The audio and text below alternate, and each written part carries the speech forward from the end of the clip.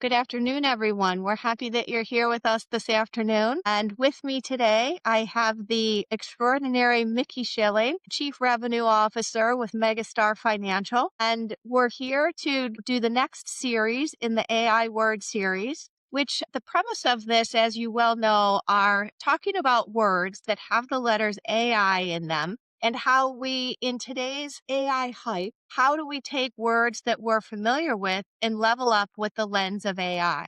So, Mickey, welcome. Please take a minute to share a little bit more about yourself before we dive in. Hey, well, thank you, Brooke. It's my pleasure to be here today. I am Mickey Schilling. I'm Chief Revenue Officer for Megastar Financial Corp. We are located in Denver, Colorado. And me personally, in case you can't tell, I'm from the South. I'm born in Georgia and have spent the bulk of my career working for mortgage lenders in the Southeast. My background started in wholesale and then flipped into correspondent. And then about 12 years ago, got into the frontline origination in retail. I still am a licensed originator.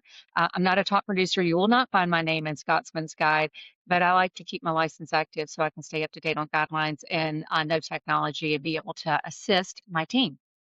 That's a little bit about me. I'm active within the MBA. I serve on the board for Mortgage Bankers of Georgia, and I'm also the co-chair of the Independent Mortgage Bankers Connection Committee, Network Committee. In case anyone is going, I'll be at the IMB in just a few weeks. Yeah, we'll see you in Amelia, right? And given that we're each in the snow today, we'll look forward to that sunshine. Let's dive in for just a minute and talk to me, Mickey, about when we use the word AI assist. What does that mean to you? What's the first memory or thought that comes to mind when we talk about that word? Well, it's interesting because, AI is the new buzzword for the last few years. It's the number one thing I see on conference agenda, on webinars, and how to use AI. And I think about it always from the front end of production for the loan officers to assist the loan officer. Once the loan officer gets that application and starts that pre-qualification, what can and how can AI assist them with getting that borrower's transaction completed faster, making sure that the income is calculated correctly, that they've selected the correct product, that it's priced correctly, and then handing it off from there so that the LOA, who is, traditionally been a live person, but now we're seeing more and more AI agents and assistants doing some of the other heavy lifting. For example, I would think about the first time I heard about an AI assistant had to do with taking in documents, reading income, and helping to calculate, more challenging tax returns or the variable income or the self-employed income. And that's been around for a little bit, right? And it's getting more and more sophisticated. And now 2 years ago, I started hearing, people were using AI assistants in working the database and working their servicing portfolio and doing some of those front end connection calls to assist the loan officer so that they can do more within their day and stay in flow and stay in touch more with their client database. I think that, you bring up great points as far as the variation of places that artificial intelligence might be able to be used in the process, right?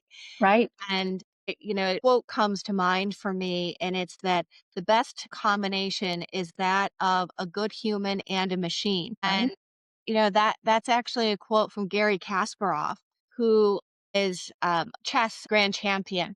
Hmm. And when I saw that quote, I thought it was really interesting because not long after he was identified as the chess grand champion at the age of 22, a supercomputer back in the day, I mean, this was a long time ago, actually beat a chess grand master at chess, right? So something that was never thought to be able to occur actually took place. And that was many years ago. So to your point is what you said a second ago about how the technology is evolving.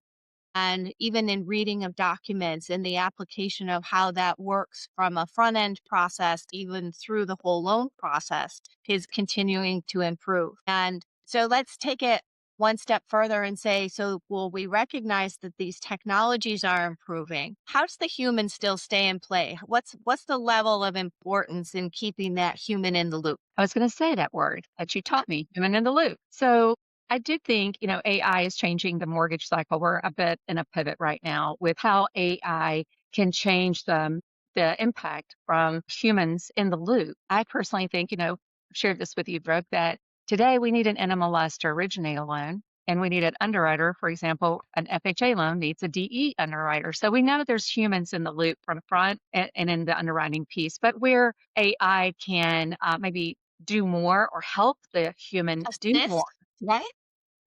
right?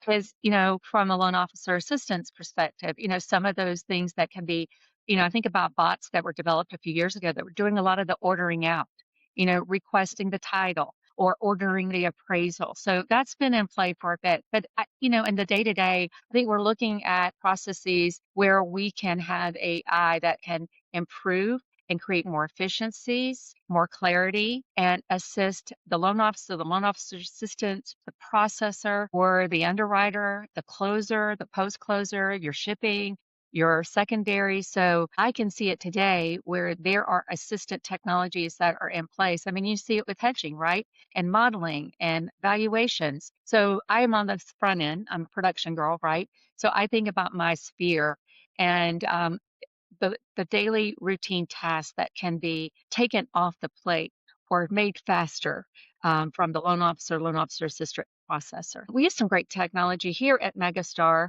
That's one of our sister companies. It's called Take Three Technology. And it's called the Rule Tool. I'll give you that as an example of AI assisting a loan officer or loan officer assistant or an underwriter. And so, what the Rule Tool does is it just reads large document PDFs from Fannie, Freddie, Ginnie, conventional and government loans, USDA, FHA, as well as non-QM or any other credential documents. So I go back to when I got into the mortgage business 26 years ago. I worked for Chase and I had a book of printed out guidelines. It was that big, a 3-ring binder I kept in my The car. MRI book, right? MRI books. Should run down the hall, grab those quarterly MRI books. And that's how you learned guidelines. There was no intranet. There wasn't even all regs at the time. And so the rule tool is sort of that, but also it's embedded into some pricing engines too. So I use it for loan officers can use it to put in a scenario and, come up with an answer that used to take a lot more time and to have clarity, or it eliminates the call to the investor or the call to the agency to make sure you've got the right guideline. And then from a pricing standpoint, it really helps to make sure that you've got the right product selected before you lock. So therefore, from a secondary standpoint, it helps with pull through and less fallout and improves the quality of your loan production. And underwriters use it too, if they need some clarity on guidelines. Because listen, our world has changed a lot since 2009, right? And we are continuing to change, but it updates daily. So I love using the rule tool. That's an AI that plus HI, human intelligence, which gives us a lot of success. Well, and I think once again, you bring up a great point in that in part, what that tool does is simplifies things. It simplifies access, providing accurate and timely information. Because in turn, without that, we don't have the opportunity to serve our stakeholders in the best possible way. And that's one of the other things that technology is doing is creating speed. We both are familiar with the fact that a consumer's expectation is wanting it quickly, but giving it quickly without accuracy is the recipe for disaster, right? So having these tools that bring that information to us at the forefront readily and efficiently, that allows us to share the story of a why or a why not, or even an internal operational side of things that if a loan officer is using this type of technology to get their responses, it triggers another question so that they can have whether it be an interaction with an underwriter or a sales manager to be able to level up and make sure that the accuracy of what they're giving then goes back to the consumer. Right, because, mortgages don't just happen 9 to 5, Monday through Friday. Right. Loan officers are taking loan applications after dinner when real people work and go home and feed their children. Then they sit down and can complete the loan application. And so, I like to say scenario desks aren't open on Saturdays at, 7 a.m. or 10 o'clock.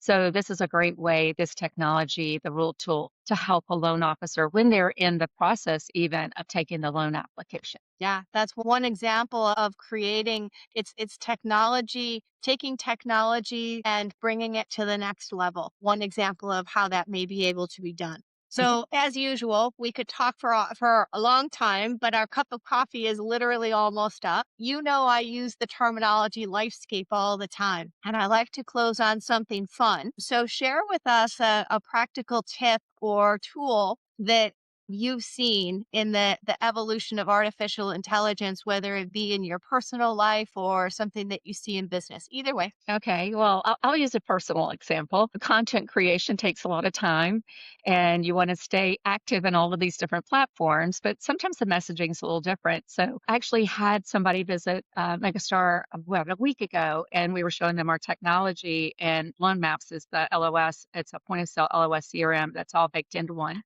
Again, part of our Take Three Tech, our sister company. And this person, she goes, "This is so great. I have this visualization for loan officers that, multiple screens, papers flying, hairs on flyer.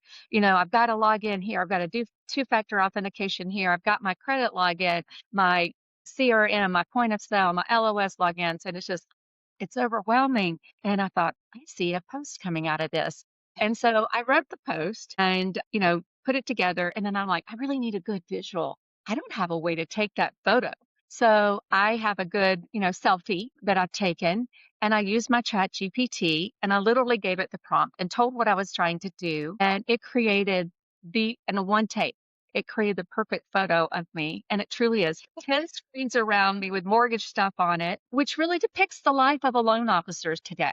It used to be we could be the expert in, conventional and government loans, but now you've got to know DSCR, non-QM, maybe reverse, like HELOCs, fix and flips, everything. And I think about a loan officer's life, and it is hard. And so this is where I think it's helped me. AI assisted me with doing a fun post, and oddly enough, it got a lot of traction because of the wild photo. Well, it was a great photo, but wait, hold on one second. I got to show you something. So, this is a photo that I've had for a long, long time that sits on my desk. And it reminded the reason that it sat on my desk was a reminder to not be that, right? Like, don't be that little blue guy. And that he was from Monsters Inc. when it came out. And when I saw your picture and saw your post the other day, I immediately thought of that. And here, what a great story about how I went from my little blue guy that's been on my desk for 10 years or more to your story of how you were able to create your own version. What is someone's reality and how do we in turn use artificial intelligence to be less that, right? Exactly. Anyway, it was fun, and I'm going to keep using it. Follow me on LinkedIn. You might see some more fun posts with AI. Wow. Thank you so much, Mickey, not only for sharing of yourself, but sharing your experience and how we become the best version of ourselves in today's evolving environment. We really Well, thank appreciate you, Brooke. you. As always, I love our connection and love following you and all the things that you've taught me so far about AI. Thank you.